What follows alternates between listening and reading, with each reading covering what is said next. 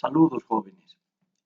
Ahora vamos a presentar el tercer video acerca del tema del cemento y vamos a abordar en él dos temáticas. Primero, la fabricación del cemento de una manera sucinta para que forme parte de su cultura general. Simplemente no se les va a preguntar nada de esto en el examen. Y una segunda parte destinada a estudiar los tipos de cemento, y aquí sí hay algunos aspectos que están siendo recalcados, están subrayados en las diapositivas y en el texto también, para que ustedes puedan estudiarlas, recordarlas y poder aplicarlas en su momento. Se trata de algunos tipos de cemento que, por ser los que tenemos en nuestro mercado, son de especial importancia. Bien, en cuanto a la fabricación del cemento, se trata de un proceso industrial, ¿no? Que requiere inversiones muy importantes, por supuesto, porque se basa en infraestructuras bastante complejas, como las que van a ver de manera resumida aquí. Y aquí tenemos fotografías de las diferentes plantas de cemento de nuestro país. En primer lugar está la planta de Biacha, ¿no? Que es la planta más antigua, como os he explicado ya en un video anterior. Luego tenemos la planta del Puente en el departamento de Tarija. Tenemos la planta de Misa en Oruro, que actualmente no está funcionando, como hemos dicho ya. Tenemos la planta de Warnes, que solamente es una molienda de clinker, no se produce clinker propiamente dicho. Se encuentra obviamente en la localidad de Warnes, en el departamento de Santa Cruz. Tenemos aquí la planta de Cobose en Irpa, en el departamento de Cochabamba, que es, digamos, una de las pocas plantas que no está bajo el control de Sobose, es una cooperativa de cemento. Luego tenemos la planta de Itacamba. Ustedes saben ya los antecedentes de esta fábrica, que es la única que produce un cemento con filler calizo. Y tenemos la planta de Fancesa en el departamento de Chuquisaca, ¿no? En las afueras de la ciudad de Chuquisaca, justamente donde están los restos de huellas de dinosaurios en un enorme farallón de piedra caliza. Pues ahí está ubicada la planta de cemento francesa y a su lado está localizado ahora un museo, ¿no? Justamente para mostrar esos restos de fósiles de dinosaurios que existen. O bueno, no restos de fósiles de dinosaurios, sino esos restos con huellas de dinosaurios que existen en esa localidad. Bien, muy resumidamente podemos mostrar aquí el esquema, uno de los esquemas que vamos a mostrarles, donde se muestran las materias primas que son previamente preparadas, trituradas primero y molidas después, para entrar en un proceso de homogeneización mediante los hilos de homogeneización. Entonces el material es intensamente mezclado para luego pasar a unos dispositivos que se llaman precalentadores o ciclones, ¿no? Que generalmente contienen 5 etapas de precalentamiento, para entrar ya a la boca del horno, donde se produce la cocción de ese polvo bien homogenizado y precalentado, ¿no? Los precalentadores tienen la función de administrar mejor la energía y hacer que ya a la entrada del horno se tenga una temperatura bastante elevada. En el horno se produce la cocción, la clinkerización, es decir, la formación de un lecho fluido, como se les ha dicho, para la formación del silicato tricálcico. Una vez que se ha formado ese silicato tricálcico como componente principal del clinker, entonces debe haber un enfriamiento muy rápido, ¿no?, del producto resultante, del clinker, y una vez que ese clinker ya está frío, recién puede pasar a la molienda final con el yeso, que es el regulador de fraguado que ustedes ya conocen, y además las adiciones eventuales que se puedan introducir, ya sean pusolanas o filler calizo. Y una vez que se ha molido ese clinker con el yeso y las adiciones, entonces se procede a guardar el producto resultante, que ya es cemento, para su empaque y para su despacho. Aquí tienen ustedes otra imagen, esta es bastante interesante, es una imagen de la Fábrica Nacional de Cemento francesa, ¿no?, donde pueden ver aquí desde el principio la extracción de la piedra caliza de esos farallones con huellas de dinosaurios, y después se va describiendo en detalle todo el proceso que siguen ellos, que es muy parecido al que acabamos de ver en la anterior diapositiva, ¿no? Pueden analizarlo con un poco más de detalle si ustedes desean. Bien, entonces, en primer lugar está el proceso de explotación de las materias primas, ¿no? la caliza, que es la materia prima principal, como se ha dicho ya en la definición de cemento, que está constituida por rocas bastante duras que deben ser explotadas generalmente por voladura. Y las arcillas, que pueden tener diferentes tipos de acuerdo a la composición química, que generalmente son rocas blandas que se extraen con cargadores y bulldozers, ¿no? Entonces, principalmente la caliza es triturada posteriormente en unos dispositivos especiales, en unas máquinas que van triturando los pedrones grandes hasta convertirlos en piezas de más o menos 1 o 2 pulgadas de diámetro, ¿no? Aquí tienen ustedes una imagen, una fotografía que muestra los camiones introduciendo piedra caliza en la fábrica de Biacha. Este suministro de materia prima es permanente en la fábrica para poder tener una producción continua.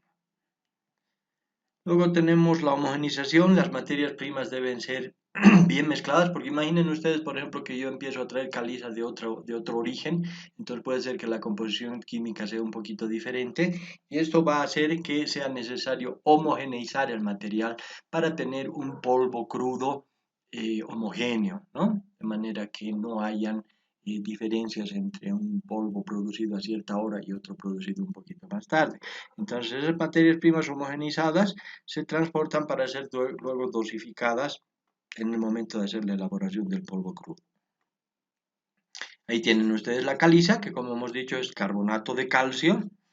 En sus formas más puras se llaman calcita.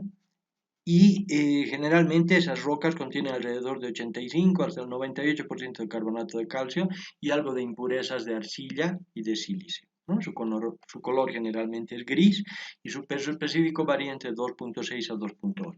Ya vamos a hablar más acerca de esto del peso específico de las rocas y de las piedras. Y tenemos también las arcillas, que son diversos materiales que están constituidos por silicatos principalmente, pero también por aluminatos y ferroaluminatos. Entonces, esta arcilla es la que proporciona el sílice principalmente y en menor medida el aluminio y el hierro, y la caliza es la que proporciona la cal. Entonces pueden haber también otros materiales correctores, como es el caso de la bauxita, el caolín, que es un tipo de arcilla también, las areniscas, los yesos también pueden entrar como materiales correctores en algunos casos.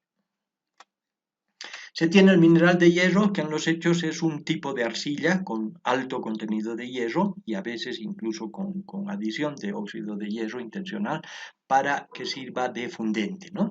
La principal función de este mineral de hierro, que es una de las arcillas que se utilizan en la fabricación, es la de contribuir para la formación de la fase líquida a una temperatura menor.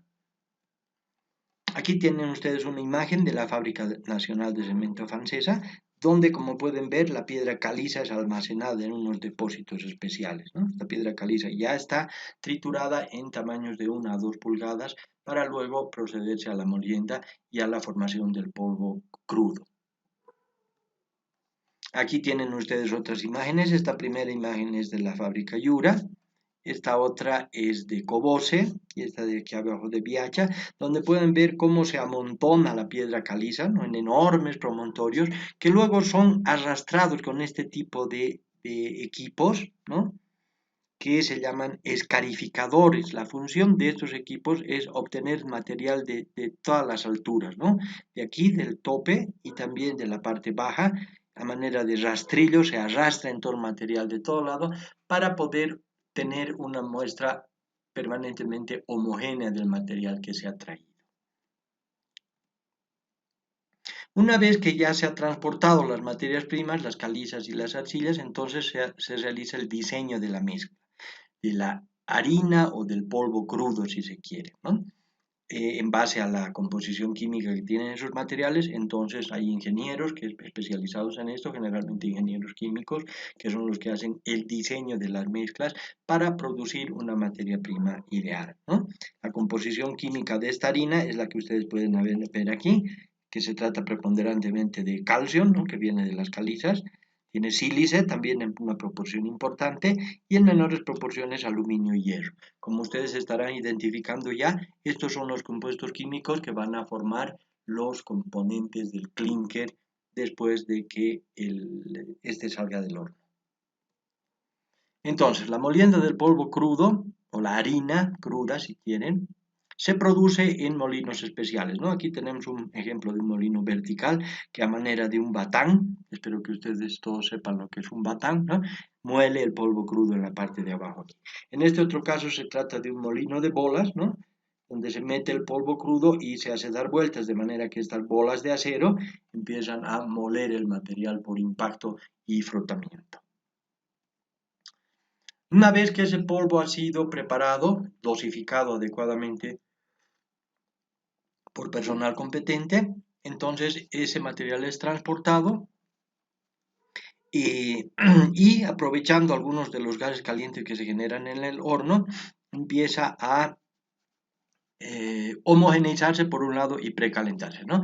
Entonces, en estos silos de homogeneización, como se llama, se va introduciendo aire por la parte de abajo, de manera que esa harina sea fuertemente soplada, digamos, para que se tenga un movimiento continuo y permita garantizar la homogeneización del material. Aquí tienen ustedes el ejemplo de los silos de homogeneización de francesa. Generalmente las construcciones más grandes que se ven en las fábricas de cemento son precisamente estos hilos de homogenización. Aquí en la imagen de la derecha pueden ver ustedes un esquema del funcionamiento donde se está metiendo aire por la parte de abajo, de manera que se produzca un flujo de aire que vaya mezclando ese polvo crudo que ha sido previamente preparado, ¿no? Con las materias primas que hemos mencionado ya. Entonces, una vez que el polvo ha sido bien homogeneizado, entonces se pasa a los ciclones o precalentadores, que generalmente, como les dije, son 5 etapas, ¿no?, de precalentamiento, y el polvo entra a unas temperaturas relativamente bajas y ya aquí abajo puede llegar a cerca de los 500 grados centígrados, ¿no? Entonces, de esta manera, o incluso más, ¿no?, puede llegar incluso hasta 800 grados centígrados en algunos casos. Esto se realiza para aprovechar los gases que salen del horno, de manera que esa energía no sea desperdiciada, sino que se utilice para ir precalentando el polvo crudo antes de entrar a la cocción propiamente dicha. La cocción propiamente dicha se realiza en estos hornos, que son con tubos de acero largos, que dan vueltas, y el precalentamiento entonces en estos precalentadores o ciclones, que como les digo nos permiten ir absorbiendo la energía que sale del horno para ir precalentando el polvo crudo que ha sido previamente homogeneizado. Aquí tienen ustedes dos vistas de los precalentadores, tanto de la fábrica francesa como de la fábrica Yura en la ciudad de Arequipa. Y ahí tienen ustedes imágenes de dos hornos, ¿no? En la parte izquierda el horno de francesa, que como ven es un cilindro metálico largo que da vueltas, y en la parte derecha tienen el horno de la fábrica Yura en Arequipa, también en el Perú. Fíjense que una vez que el material ha salido del horno, este se recibe en unos enfriadores, debe ser rápidamente enfriado, o sea, el clinker que está produciéndose a una temperatura de 1400, 1450 grados centígrados, debe ser rápidamente enfriado para evitar que se pierda silicato tricálcico. Ese enfriamiento rápido nos permite mantener el silicato tricálcico, pero requiere todo un sistema de refrigeración que nos permite obtener ese objetivo, ¿no? Pueden ver aquí ustedes como en este caso se está dando vueltas aquí en un cilindro metálico y lo que ven ustedes ahí ya es el clinker. De la misma forma aquí abajo tenemos ya un clinker producido, ¿no? Aquí ven ustedes unas bolitas de clinker que están recién salidas del horno. El clinker tiene un color gris, ¿no?, como pueden ver aquí, y son unas bolitas a manera de confites porque en el horno se producen mediante rotación, ¿no? El horno va rotando y entonces va generando estas bolas que conocemos al final como clinker, que en realidad no es otra cosa que el cemento ya. Es prácticamente el alma del cemento. Aquí solo hay que añadirle un poco de yeso y las adiciones para tener la bolsa, el polvo embolsado que conocemos. Aquí tienen ustedes unas imágenes muy ilustrativas de la forma en que durante mucho tiempo, inclusive ahora en parte sabemos, se ha almacenado el clinker en la fábrica de Viacha. Fíjense, estas diapositivas son del año 96, ¿no?, es decir, más de 20 años atrás. Y pueden ver ustedes como aquí este clinker que ha estado a la intemperie está siendo fuertemente contaminado, ¿no?, en este caso por hielo, la nieve, ha nevado aquí encima del clinker. Entonces imagínense ustedes cómo eso va a afectar a la calidad de este clinker, porque en la medida en que se entre en contacto con el agua, ya mucho de esto va a reaccionar, ¿verdad? Y entonces se va a perder la efectividad como aglomerante, porque el clinker que está en la superficie aquí de estos promontorios y que ha entrado en contacto con el hielo, del granizo o de la nevada, entonces ya no va a servir prácticamente. Y en esta imagen de la derecha se puede ver cómo el polvo, la arcilla que ha sido levantada del camino a los alrededores de la fábrica, está también contaminando fuertemente el clinker. Este clinker contaminado con polvo obviamente va a tener mucho menos calidad y va a dar lugar a un cemento con menos prestaciones, ¿no? Con peores prestaciones, si se quiere. Aquí tenemos una imagen de la forma correcta de almacenar el clinker. Esta fotografía es de la fábrica de Yura. Y como pueden ver aquí en este ambiente, en este inmenso galpón, ellos almacenan ahí su clinker. Entonces, en este caso, el clinker estaba debidamente protegido. Lo que sucede en el horno no lo necesitamos ver con mucha profundidad, pero más o menos ocurre lo siguiente, ¿no? Aquí se tienen unas temperaturas que están alrededor de los 450, 500, 800 grados centígrados en esta parte y la temperatura va aumentando hasta los 1400, 1500 grados centígrados aquí y se van formando las fases que conocemos, ¿no? Primero el silicato bicálcico y luego cuando se forma el lecho fluido, cerca de los 1500 grados centígrados, se forma el silicato tricálcico, ¿no? Entonces, en la medida en que este horno va dando vueltas, se va formando el clinker para la fabricación del cemento. Una vez que ese clinker ya se ha formado, entonces debe ser inmediatamente transportado a un lugar de enfriamiento, ¿no? El enfriamiento puede ser por diferentes procesos, pero debe hacerse de manera muy acelerada una vez que se ha formado el clinker y el silicato tricálcico que se quiere. Entonces, a partir del óxido de calcio que viene de la piedra caliza como material base, ¿no? Se van formando con el aporte de sílice, aluminio y hierro que viene de las arcillas, que viene a ser la parte ácida si quieren, siendo la piedra caliza la aportante de la parte básica. Entonces se van formando los compuestos que ya conocemos, el silicato tricálcico o halita, el silicato bicálcico, pelita, el aluminato tricálcico y el ferroaluminato tetracálcico, ¿no? Esos son los 4 compuestos principales del clinker, como ustedes saben ya, y se van formando a partir de la piedra caliza, que es la materia prima principal, y luego los diferentes tipos de arcilla, que son los que aportan el sílice, el aluminio y el hierro. Hay muchos factores que afectan la calidad del clinker, ¿no? Simplemente aquí los vamos a esbozar para que tengan ustedes una idea, ¿no? Por un lado está la composición mineralógica de las materias primas, estamos hablando de las calizas, las arcillas y los eventuales correctivos que se puedan utilizar. Depende también de la composición química y la granulometría de la harina, es decir, la finura de molido, la distribución del tamaño de partículas.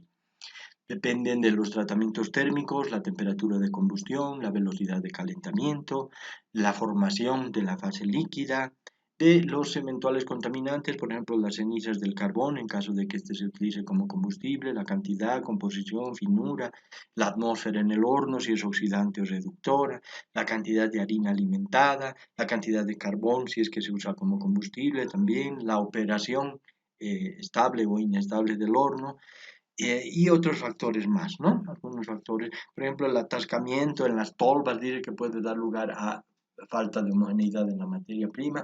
Y otra cosa que ocurre también es que cuando el horno está realizando la cocción, se empieza a formar una costra de material en todas las paredes.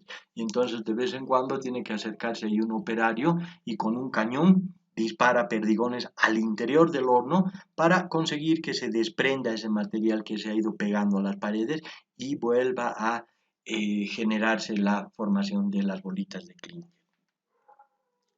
Entonces, una vez que se tiene el cemento, el clinker del horno, ya se puede proceder a la molienda, ¿no?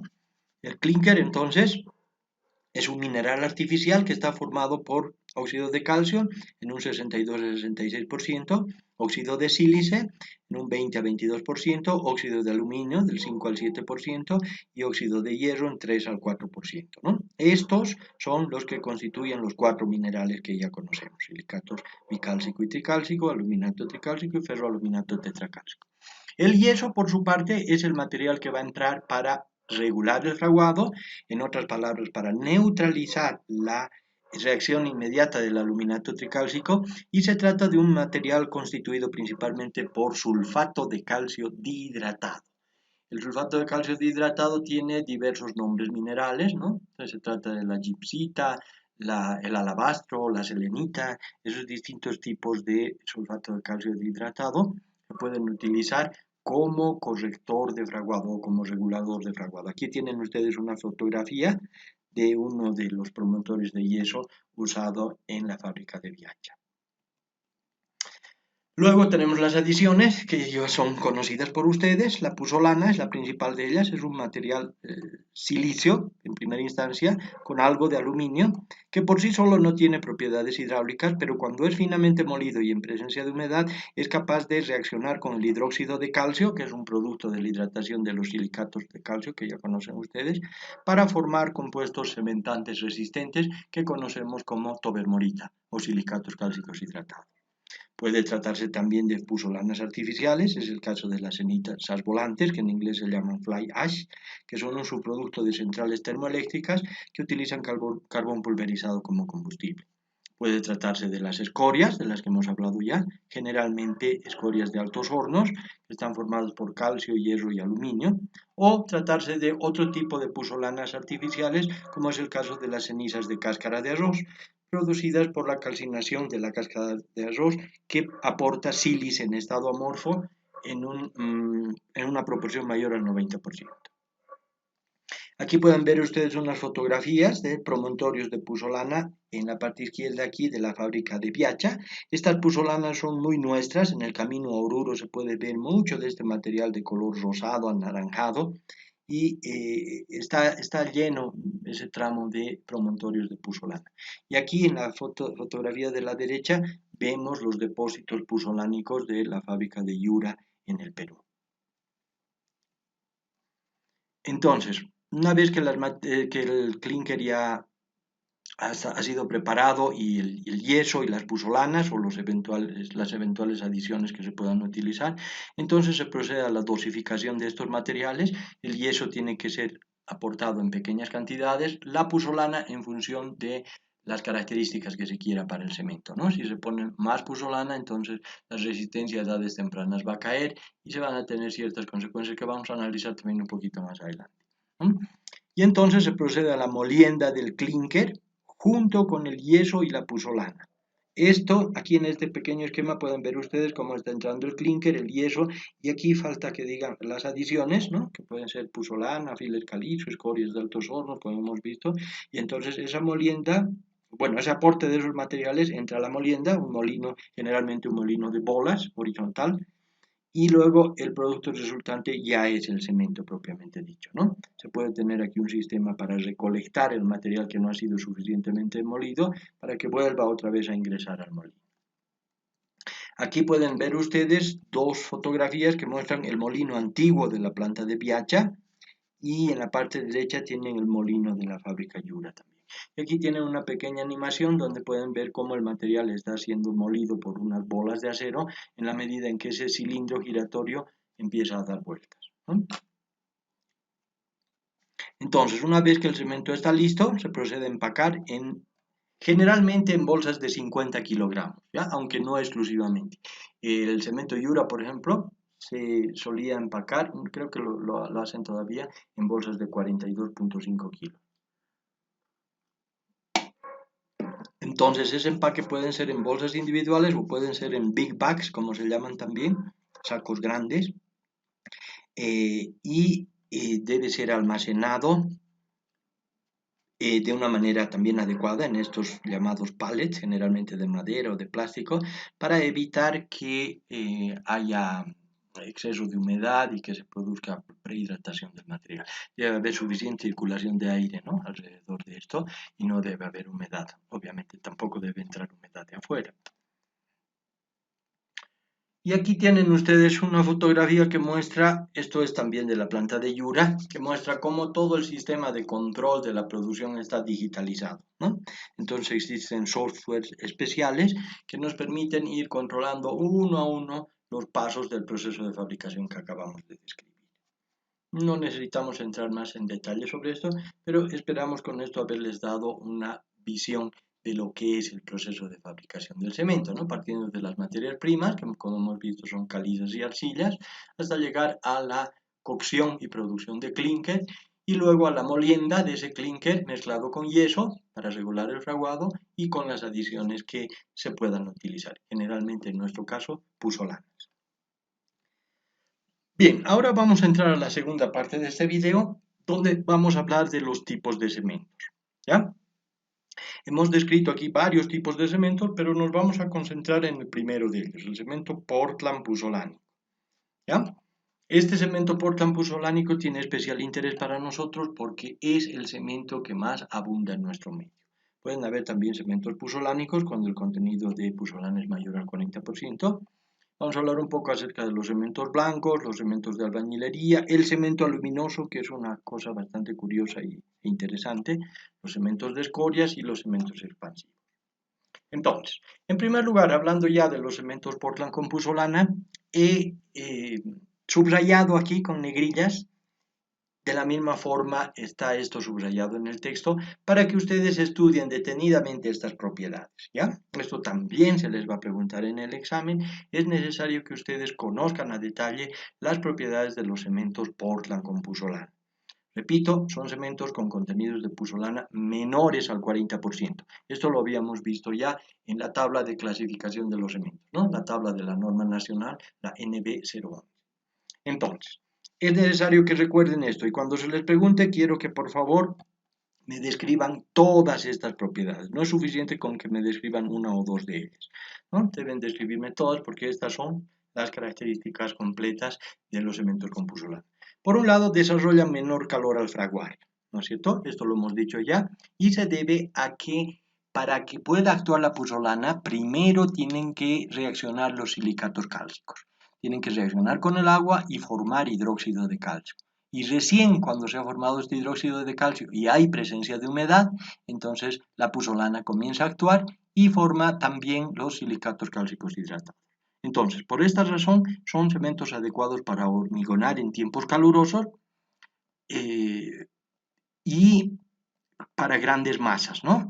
En tiempos calurosos el calor del ambiente puede ocasionar problemas, porque ustedes saben, si hay mucha hidratación, si hay mucho calor de hidratación, perdón, y al mismo tiempo el tiempo es muy caluroso, entonces la temperatura puede subir demasiado. Entonces, cuando se tiene tiempo caluroso o se vacían grandes masas, ¿no? El caso de grandes cimentaciones, muros de contención, etc., entonces en esos casos es conveniente usar cementos con puzolana. Son de manera general más resistentes a los agentes agresivos, agentes químicos como sulfatos, aguas ácidas, aguas puras, etc. Generan menos daño en los cementos con puzolana porque, como ustedes saben, por un lado la puzolana reacciona con el hidróxido de calcio, que es el compuesto vulnerable, además requiere la presencia de agua para esta reacción y nos permite neutralizar el compuesto ese que es tan vulnerable a la acción de otros agentes. Por otro lado, reducen la expansión producida por la reacción de los álcalis. Cuando hemos hablado de los componentes secundarios del cemento, los óxidos de sodio y potasio, a los que hemos llamado álcalis, hemos visto que estos reaccionan con áridos reactivos, generalmente las andesitas, las calcedonias, tridimitas, etc. Esos áridos que son muy comunes en nuestro medio tienen la propiedad de reaccionar con estos álcalis y formar compuestos expansivos que pueden ser muy dañinos para el hormigón endurecido. Entonces, un cemento con puzolana reduce la propensión a esta reacción y las expansiones consecuentes. Entonces, en general, los cementos Portland con puzolana son más impermeables que los cementos Portland puros, ya que las reacciones puzolánicas van llenando los huecos dejados por el agua en exceso. Como hemos visto, por razones de trabajabilidad se suele poner mayor cantidad de agua de amasado que la que se requiere y el agua que sobra sale y deja huecos. Además, por su misma forma, las plaquetas hexagonales que conforman el hidróxido de calcio generan huecos a su alrededor, ¿no ven? Entonces la puzzolana viene, reacciona con ese hidróxido de calcio para formar compuestos compactos y resistentes y de esa manera tiene un doble efecto rellenador de huecos. Estos cementos tienen bajas resistencias iniciales. Esa es una cosa muy importante de hacer notar, ¿no? ¿Por qué? Porque, repito, las resistencias iniciales vienen de la tobermorita que se genera con la reacción de los silicatos y el agua. Y recién después, cuando se ha generado hidróxido de calcio y la puzzolana ha entrado en acción, recién entonces aparecen los efectos de la puzzolana en la resistencia. O sea, estos efectos de la puzzolana en la resistencia son tardíos. Por eso dice aquí a largo plazo, ¿no? Incluso estas resistencias pueden ser mayores que las de los cementos Portland sin adición, pero a largo plazo. Entonces, en rigor, es más justo evaluar a los cementos con puzzolana a edad mayor, porque las reacciones son más lentas. Y eso se traduce en menor generación de calor al fraguar y en resistencias iniciales más bajas. Ahora, de manera general se puede decir que debido a que tienen una mayor finura, pueden requerir más agua de amasado, ¿no? Porque su finura es mayor, como hemos visto por lo explicado anteriormente, y esto aumenta además la retracción hidráulica. Entonces, otra cosa importante que no está dicha aquí es que requieren un curado más cuidadoso, ¿no? Necesitan un aporte de agua más prolongado y cuidadoso. ¿Por qué? Porque la reacción puzzolánica requiere de la presencia de humedad. Entonces, por todo lo que acabamos de decir, estos cementos son adecuados para obras en contacto con el agua, ¿no? Son muy adecuados para todo lo que son canales, presas, tuberías, cimentaciones, depósitos de agua, obras en contacto con el agua en general. Esto, por favor, recuérdenlo y recuerden esta diapositiva anterior donde hemos descrito las propiedades de los cementos con puzzolana, ¿no? Y en su caso, sean ustedes capaces de comparar estas propiedades con las propiedades de los cementos que no tienen puzzolana. Otra cosa importante que hay que decir, y no está enfatizada aquí, pero quisiera que ustedes la anoten, por favor, es el hecho de que en vista de que el hidróxido de calcio o portlandita, que es generada en la hidratación de los silicatos, en vista de que esa portlandita genera un ambiente básico que protege al acero de refuerzo del hormigón, entonces fíjense que cuando la puzzolana reacciona con ese hidróxido de calcio, el ambiente es menos básico, menos alcalino. Entonces, si bien esto aumenta la impermeabilidad y protege contra agentes agresivos, pero reduce también la defensa que tiene el acero de refuerzo en ese ambiente básico. ¿Ya? Entonces, si se hace una comparación entre un cemento sin puzzolana y un cemento con puzzolana, se puede decir que el cemento con puzzolana va a tender a generar hormigones donde el acero de refuerzo se va a corroer más rápidamente. ¿Sí? Repito, entonces, en vista de que la puzzolana reacciona con el hidróxido de calcio, esto va a hacer que haya menos protección para el acero de refuerzo. ¿Sí? Entonces ese sería un aspecto negativo y es un aspecto importante porque tiene que ver también con la durabilidad. Pero obviamente ya aquí estamos hablando del hormigón armado, ¿no es cierto? Porque es la armadura la que se ve afectada por esa falta de protección que se produce por la reacción de la puzzolana con el hidróxido de calcio. Bien, de todas maneras, si tienen alguna pregunta con relación a esto, siempre pueden hacerlo.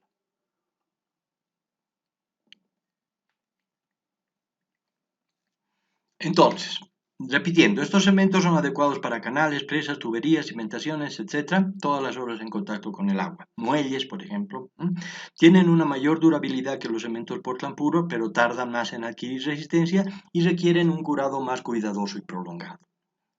Otra cosa que volvemos a mencionar es que reducen también la protección que brinda el ambiente básico al acero de refuerzo de hormigón. El uso de estos cementos se ha generalizado en nuestro país porque representan un importante ahorro de energía. Si ustedes se ponen a pensar, la industria cementera es una de las más contaminantes. ¿Por qué? Porque al calcinar la piedra caliza, ustedes se darán cuenta, la piedra caliza está compuesta por calcio, óxido de calcio y óxido de carbono, ¿no es cierto? Entonces, ese dióxido de carbono, CO2, es uno de los gases más contaminantes y se desprende en el proceso de calcinación de la piedra caliza. Entonces, la industria cementera genera mucho dióxido de carbono y el dióxido de carbono es uno de los principales gases que han producido el efecto invernadero que produce la contaminación por un lado y por otro lado el calentamiento global. ¿Ya?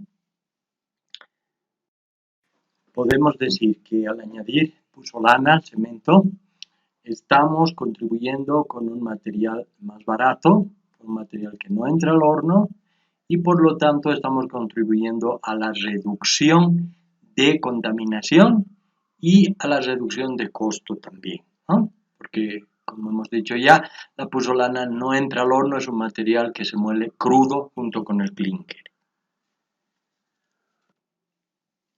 Los cementos puzolánicos que no los vamos a desmenuzar mucho porque tienen propiedades parecidas a las que hemos visto ya, con contenidos de puzolana entre 30 y 55%. Y de la misma forma que antes, las puzolanas pueden ser naturales, pueden ser artificiales, etc. Y tienen las mismas características que los portan con puzolana, pero más acentuadas debido a que hay mayor cantidad de puzolana. Los cementos de escorias de altos hornos están constituidos por escorias de altos hornos y generalmente aparecen en las industrias siderúrgicas, ¿no es cierto? Entonces, donde hay altos hornos que producen lo que se conoce como arrabio o hierro cochino, que es el primer hierro que se utiliza para la fabricación del acero, entonces ahí se van generando unos desperdicios que se llaman escorias y que se originan en los minerales que contienen el hierro en este caso, y esas escorias se utiliza más o menos en un 80% y se les añade otros compuestos, como el caso del sulfato de calcio anhidro, y eso anhidro, entre un 10 y un 15%, y cal o cemento Portland en una proporción hasta el 5%. Entonces, estos cementos tienen propiedades especiales y obviamente que vienen a ser un subproducto de la industria siderúrgica, ¿no? La industria del acero. Desarrolla menos calor en la hidratación, tiene más lento desarrollo de resistencias, tienen buena resistencia a los agentes agresivos como es el caso de las aguas ácidas y las aguas puras, exigen más agua de amasado, requieren un curado más cuidadoso y prolongado. Fíjense que en general se puede decir que muchas de sus propiedades son parecidas a los cementos con adición de puzolana. Los cementos blancos son cementos Portland especiales porque tienen bajos contenidos de óxidos de hierro y manganeso. Entonces, esto los hace más caros porque tienen menos fundentes, ¿no? Se utilizan generalmente para fabricar morteros y hormigones con coloraciones claras. Queremos decir elementos arquitectónicos prefabricados, pueden ser baldosas, postes de señalización, revestimientos protectores, decorativos, balaustradas, etcétera, etcétera. Todos esos elementos, o también emboquillados en baños con azulejos, ¿no es cierto? Todas esas aplicaciones donde se prefiere un cemento de coloración blanca son las que se satisfacen con este tipo de material. En nuestro país, los cementos blancos que hay en el mercado son cementos de importación. Generalmente se trae cemento blanco de la Argentina, del Brasil, de México, inclusive el cemento tolteca es uno de los que se suele ver en el mercado. Pero, repito, son cementos Portland que tienen las mismas propiedades que un cemento Portland común, pero tienen coloraciones claras. Por esto son materiales más caros, pero en cuanto a sus propiedades son similares a las de los cementos Portland. Luego está el cemento aluminoso. Este es un cemento diferente al cemento Portland. Se fabrica a partir de piedra caliza también, pero con un fuerte componente de aluminio, es decir, mineral de aluminio, que generalmente se conoce como bauxita, o en otras palabras, la bauxita es el mineral de aluminio más común. Entonces, estos cementos durante un tiempo en la historia fueron muy populares. Inclusive se pensó que iban a desplazar al cemento Portland, estamos hablando de más o menos hace un siglo atrás, porque proporcionaban elevadas resistencias iniciales, eran cementos refractarios, esto quiere decir que resisten muy bien las altas temperaturas, expansivos, requieren un poco más de agua para la hidratación, tenían mayores resistencias a los agentes agresivos y estaban conformados principalmente por aluminatos, aluminato monocálcico, aluminato tricálcico, etc. Pero se descubrió que presentan una acentuada pérdida de resistencia con el tiempo en ambientes cálidos y húmedos. Esto ha ocasionado colapsos de edificaciones y estructuras hechas con este cemento en Europa, en España especialmente hay muchos ejemplos de esto, porque resulta que no se sabía que al transcurrir el tiempo, cuando había ambientes cálidos y húmedos, entonces se producía una nueva reacción química en el interior de la masa ya endurecida, transformando los tipos de aluminatos y desprendiendo agua. Entonces, esta reacción tardía con desprendimiento de agua generaba huecos. Y esos huecos generados en el interior de la masa endurecida resistente, como ustedes podrán comprender, son fatales porque pierden resistencia. Entonces, esa es la razón por la que ahora el cemento luminoso ya no se utiliza más que con fines refractarios, es decir, para soportar elevadas temperaturas como material, por ejemplo, para el revestimiento de hornos industriales. Los cementos de albañilería son cementos muy comunes en otros medios. Han habido varios intentos de introducir cementos de albañilería en nuestro medio, pero sin mucho éxito, ¿no? Y hasta ahora, incluso hace poco tiempo, hemos visto que Yura, por ejemplo, está tratando de introducir algunos de sus cementos de albañilería en nuestro mercado. Pero es una cosa con la que hay que tener cuidado, porque se trata de cementos especiales y, como su nombre lo indica, destinados a albañilería. ¿Qué quiere decir esto? Destinados a morteros, ya sea morteros para hacer tabiques o morteros para revestimiento, es decir, obras de albañilería. Estos cementos en general son mezclas de cemento Portland con cal hidratada para darle plasticidad, y se usan generalmente, como les decía, para hacer morteros por su plasticidad y gran estabilidad de volumen, que son aportes de la cal, y las aplicaciones son las que hemos dicho, ¿no? Enlucidos, revestimientos, tabiquería, pero tienen menores resistencias. Es decir, estos cementos no son estructurales, no se pueden usar para hacer elementos de hormigón armado, elementos de hormigón estructural. ¿Por qué? Porque sus resistencias están en el orden de los 10, 15 megapascales, ¿no? En general se trata de cementos con altas proporciones de cal para tener propiedades especiales y no son estructurales. A veces se han dado casos de que han intentado introducir estos cementos en el mercado y como se llamaban cementos, ¿no? La gente piensa que cemento es cemento y entonces han utilizado esto con fines estructurales y eso puede ser muy peligroso. ¿Ya? Vamos a hablar un poco más adelante acerca de algunos de estos tipos de cementos con aditivos que están circulando en el mercado nacional. De eso vamos a hablar cuando hablemos un poco de morteros y también cuando hablemos de los nuevos materiales en la construcción. De momento lo vamos a dejar así. Existen también cementos expansivos, que son cementos de fraguado y endurecimiento rápido y se basan en la formación tardía del sulfoaluminato de calcio hidratado, la etringita, que ustedes ya conocen, que se expanden en forma controlada después del fraguado, es decir, durante la etapa inicial del endurecimiento, para no producir fisuras en el hormigón. Entonces deben tener una expansión controlada. En algunos casos se utilizan estos cementos para hacer volar rocas, digamos, ¿no? Si se va a construir una carretera y se ha encontrado un promontorio rocoso, entonces se suelen hacer huecos, se introduce este cemento expansivo y se espera para que de manera silenciosa el cemento empiece a endurar y empiece a expandirse. Y esa expansión puede ser suficiente para romper las rocas, ¿no? Puede utilizarse también para hacer las bases de maquinarias industriales, puede utilizarse para rellenar fisuras o grietas en las rocas para hacer presas o para hacer canales o para hacer otro tipo de obras. Entonces tiene bastantes aplicaciones y como hemos visto se basa en la formación tardía de etringita y se fabrica generalmente mezclando yeso y aluminato cálcico. Se usa, repito, en todas las ocasiones donde se requiere rellenar espacios y anular los efectos de la contracción hidráulica, que como sabemos es una propiedad del cemento. Vamos a hablar un poquito más de algo que ya habíamos abordado antes, los cementos Portland, los diferentes tipos de cemento Portland, de acuerdo con la norma norteamericana ASTM C150. Entonces, como ustedes ya saben, tenemos ahí el cemento tipo 1 en letras romanas, que es el cemento Portland normal. Fíjense que en Estados Unidos hay unos cementos paralelos, digamos, a cada tipo, que son los cementos, en este caso, 1A, 2A, 3A, como van a ver. Y se trata de cementos Portland normal con aire incorporado. Y uno se preguntará, ¿por qué puede interesar tener aire incorporado? Bueno, resulta que el aire incorporado proporciona mayor trabajabilidad porque funciona como, son burbujas pequeñas de aire, ¿no? Que funcionan como rodamientos y aumentan la laborabilidad de las mezclas. Además, interrumpen los capilares causados por la exudación. Si los canales que ha dejado al agua al exudar, es un proceso que ustedes ya conocen, entonces si esos canales encuentran estas bolitas de aire incorporado, entonces primero tienen que llenarlas y después recién pueden continuar su ascenso. Entonces, de esta manera, el incorporar aire nos permite reducir un poco la exudación. Y además, proporcionan cámaras de expansión para absorber el aumento de volumen ocasionado por el agua al congelarse.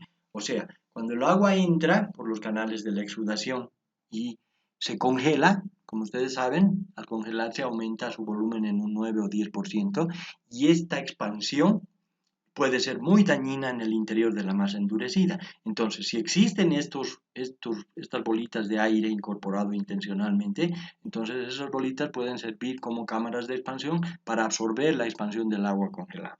Entonces, como ven ustedes, esto del aire incorporado tiene muchos beneficios. Obviamente que no se puede utilizar en grandes cantidades, tienen que ser cantidades pequeñas, no estamos hablando de porcentajes del 1, 2, 3% de aire incorporado para proporcionar aspectos que mejoran la durabilidad. Fíjense que estos cementos van a tener menos resistencia, pero van a tener más durabilidad. Entonces, en ciertas aplicaciones son más recomendables que los cementos sin aire introducido. Luego tenemos el cemento tipo 2, que como ustedes ya saben, es un cemento con moderado calor de hidratación y moderada resistencia a los sulfatos. Existen los dos tipos, que son cementos con cantidades de aluminato tricálcico entre el 5 y 7%. Están también los cementos 2A, que son cementos con moderado calor de hidratación o moderada resistencia a los sulfatos con aire incorporado, ¿no? Están los cementos tipo 3 con elevadas resistencias iniciales, eso quiere decir contenidos de silicato tricálcico mayores al 50%, y el cemento 3A con aire incorporado. Luego están también los cementos tipo 4 y tipo 5, que como ustedes ya saben son cementos de bajo calor de hidratación para el caso del cemento tipo 4 y cementos resistentes a los sulfatos para el caso del cemento tipo 5. Aquí tienen ustedes la principal tabla para el control de calidad de los cementos Portland según la STMS 150. Fíjense que esto se trata de cementos Portland puros, ¿ya? Estos no tienen adiciones.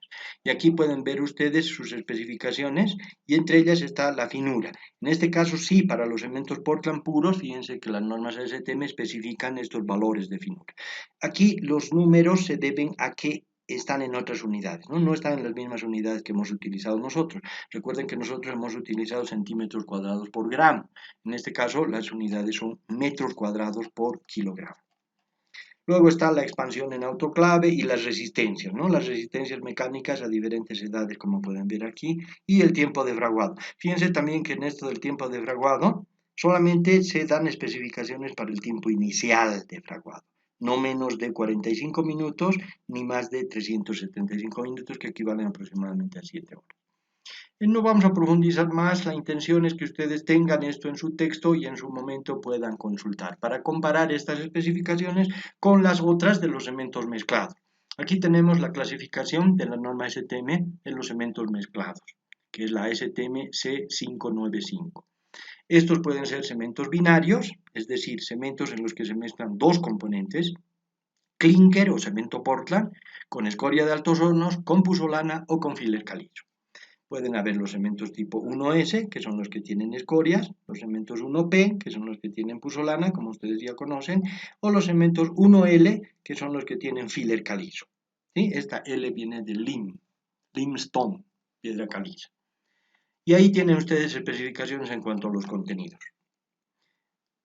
Pueden haber cementos ternarios, eso quiere decir que son cementos que tienen tres componentes, ¿no? Y aquí pueden leer ustedes con calma las composiciones que tienen que tener esos cementos, ¿no? Hay algunas restricciones que son indicadas en las normas para las composiciones de estos cementos ternarios. Aquí tienen ustedes las tablas, esta es la tabla de los requisitos físicos para esos cementos. En todo caso, nuestros cementos tendrían que compararse con estos cementos mezclados. Y fíjense aquí, para el caso de la finura, no hay una especificación, ¿no? simplemente hay una letra A y vemos lo que dice en esa letra A. Dice, se deben reportar tanto la finura con el tamiz 325 como la superficie específica Blaine. No dan valores a cumplir. Simplemente dicen, esto se debe reportar para la homogeneidad de molienda. No es como un requisito de calidad. Porque como ustedes saben, las adiciones distorsionan la finura. En este caso también tenemos aquí información sobre la expansión. Tenemos información sobre el tiempo de fraguado y las resistencias mecánicas. Aquí están los requisitos físico-mecánicos también de los cementos especiales. Fíjense que en este caso son cementos con adiciones, pero con bajo calor de hidratación, alta resistencia inicial, resistencia a los sulfatos, moderada resistencia a los sulfatos, etc. No vamos a entrar más en detalle, ustedes pueden estudiar esto con más calma si así lo desean. Finalmente tenemos la clasificación de los cementos según otra norma, la STMC 1157, que es una norma que clasifica los cementos por su desempeño. Fíjense, aquí no interesa, no hay restricción en cuanto a los constituyentes, sino que se clasifican simplemente por sus propiedades, ¿no? Hay los cementos GU de uso general, HE de elevada resistencia inicial, HS, MS, MH, LH, etc. ¿Y por qué les estoy poniendo esto aquí? Porque resulta que la fábrica Yura comercializa en algunas ocasiones en nuestro mercado un cemento HE. Si ustedes ven ese cemento HE, entonces van a saber que se trata de un cemento hecho en base a la norma ASTM 1157, un cemento de elevada resistencia inicial y que tiene que cumplir solamente esto, 12 megapascales de resistencia a un día de edad y 24 megapascales de resistencia a los 3 días. Entonces, en este caso no importa mucho la resistencia que tenga a más largo plazo, pero este cemento debe cumplir con estas especificaciones.